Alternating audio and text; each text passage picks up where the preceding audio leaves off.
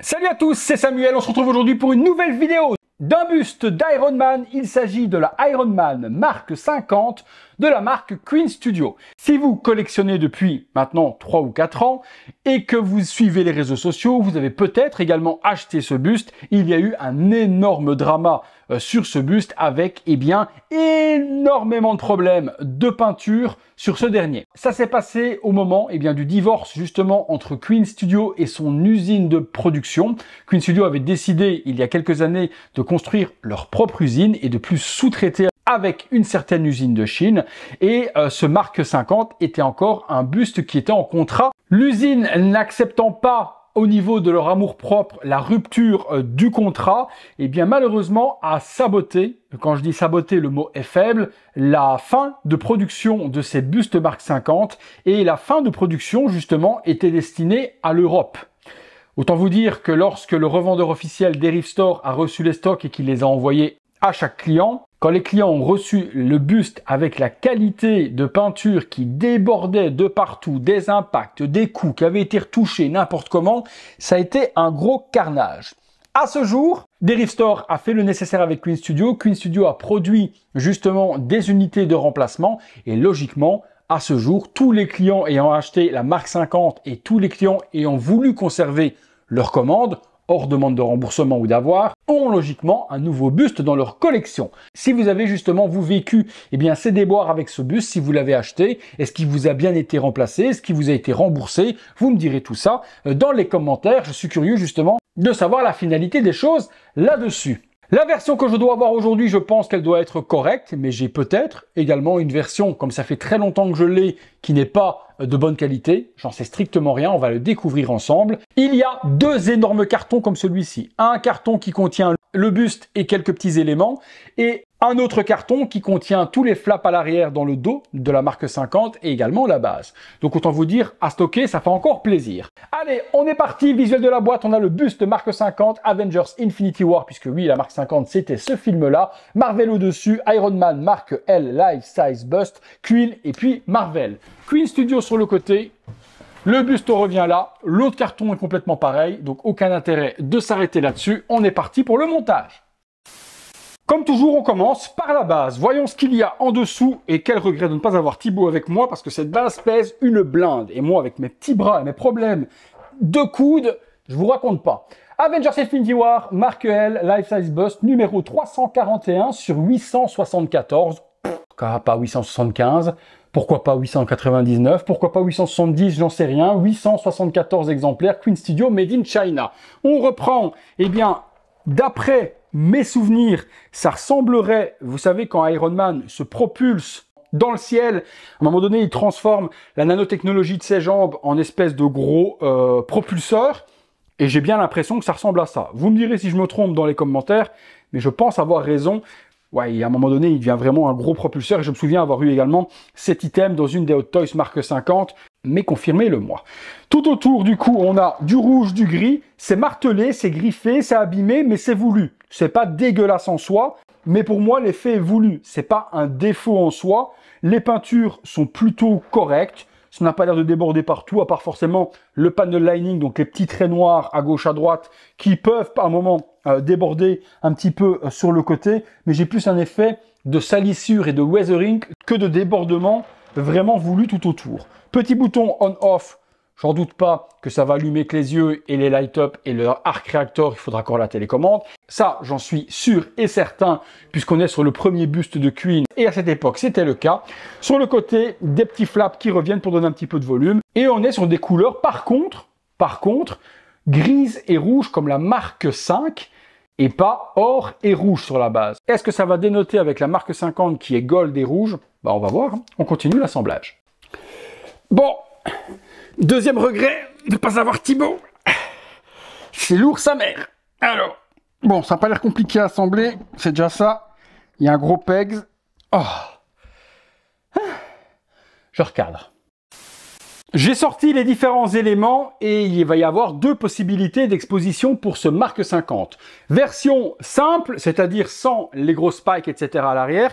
Et pour ceux qui ont une fucking place et une fucking profondeur pour pouvoir exposer le buste, vous allez pouvoir ajouter les énormes épées nanotechnologie qu'il a dans le dos, dans le design justement de cette armure. Je vous avoue que quand je vois la taille des spikes à l'arrière, effectivement, il faut une fucking place. Le buste, comme d'habitude, perspective, il est devant, du coup il peut vous sembler énorme comparé à moi, c'est logique, je suis à l'arrière. Perspective, si je me mets à côté, du coup, on a un casque qui, pour moi, me semble, par rapport à d'autres, si je prends par exemple le Mark 85 que j'ai là, où j'avais l'impression qu'on ne savait pas rentrer une tête d'humain, dans celui-là, une tête d'humain rentre facilement. Bon, parlons du buste en lui-même. L'arc réacteur, que vous le voyez, tout comme moi, il n'y a pas de connecteur, il y a juste ça. Donc effectivement, il va falloir l'allumer à la télécommande, c'est sûr et certain. La couleur et la peinture, eh bien parlons-en un petit peu. Nous avons un beau, très beau rouge carrosserie, pas de griffes, pas de coups, ni dans le casque, ni sur la faceplate, ni sur la partie avant. C'est assez propre. La couleur, effectivement, il y a un petit peu de gris et de rouge dans la nuque et sur l'arrière de la marque 50, également un petit peu ici. Mais du coup, je trouve que eh bien, la base a une trop grosse prédominance rouge et grise où on voit plus de or et rouge sur celui-là. Vous me direz ce que vous en pensez également dans les commentaires. Est-ce que pour vous, le mix de couleurs vous choque également? Le panel lining, il n'est pas exceptionnel sans être vraiment ultra dégueulasse. On est middle. Il y a des endroits où c'est vraiment super propre. Je vois au niveau de la face avant ici, le cou, toutes ces parties-là. Par contre, les petites parties ici autour, c'est un petit peu crado. Ça déborde un petit peu, il y a un petit peu de lavis noir qui est mis pour faire un effet salissure, mais qui fait plus l'impression que ça a débordé qu'un effet weathering.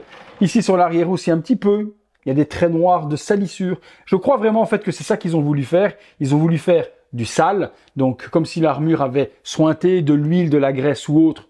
C'est de la nanotechnologie, ça soigne pas, c'est pas de la graisse. Et de ce fait, croire que c'était mal peint.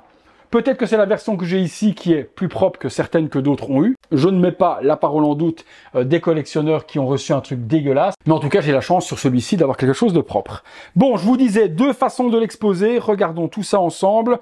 On va d'abord mettre, je vois qu'il y a des parties ici sur les côtés, des parties à l'arrière, version clean pour essayer. Alors, on a des parties également comme celle-ci qui, elles, vont venir coche-cacher.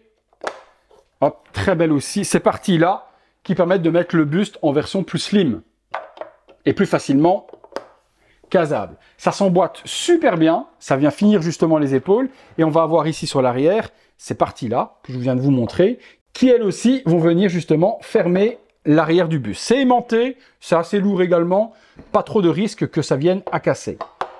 Boum, là on a la version clean, j'ai pas mis les spikes, et si vous n'avez pas beaucoup de place en profondeur, vous pouvez l'exposer de la sorte. Vous avez forcément l'arc réacteur qui vient se mettre au centre. Il y a, comme avec la marque 85 et toutes les premières sorties, eh bien un petit bouton on-off. Sans ce bouton, ça ne fonctionne pas. Donc toujours obligé de devoir retirer l'arc réacteur, activer le bouton, le remettre. Parce que même si vous le laissez éteint à la télécommande, mais le bouton sur on, il se décharge. Il y a un port USB pour venir le recharger. J'ai toujours dit, et je vais pas changer mon discours, ça c'est de la foutaise royale. On avait aucun besoin d'avoir un arc réacteur qui se retire, qui doit se recharger, tout ça pour avoir quelques petits effets dont la plupart des collectionneurs s'en battent les steaks royales.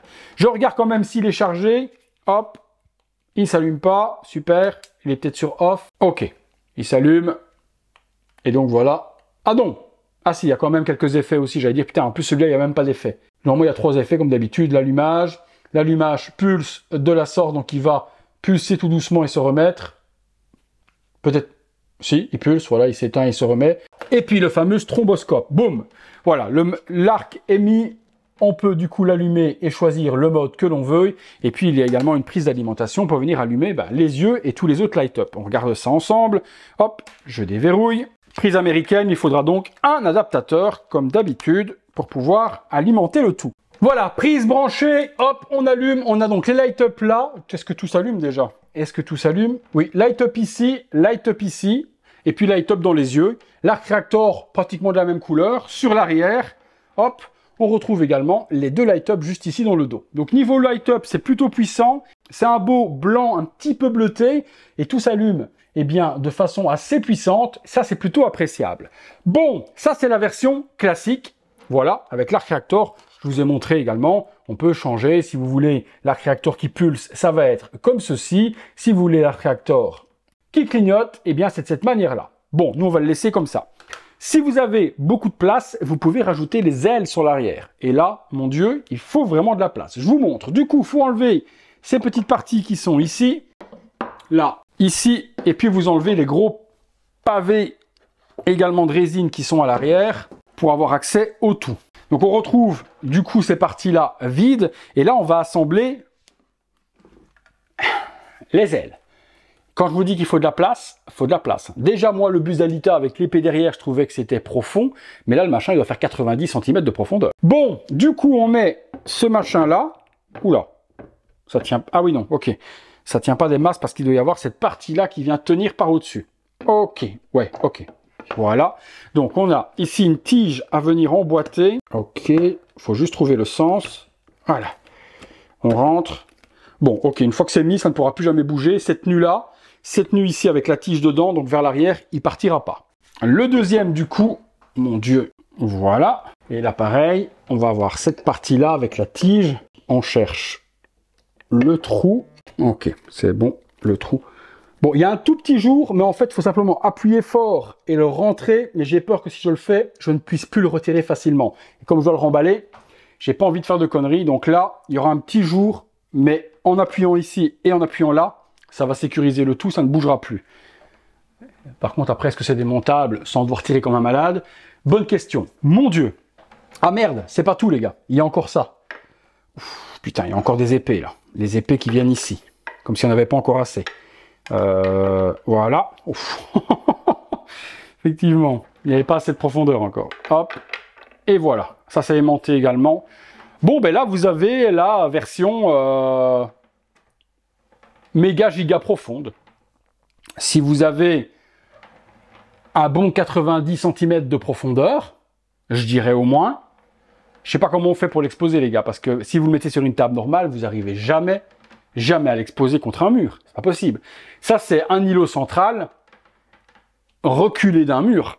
Parce que des tables de 1,80 m de largeur, moi, je connais pas. Hein.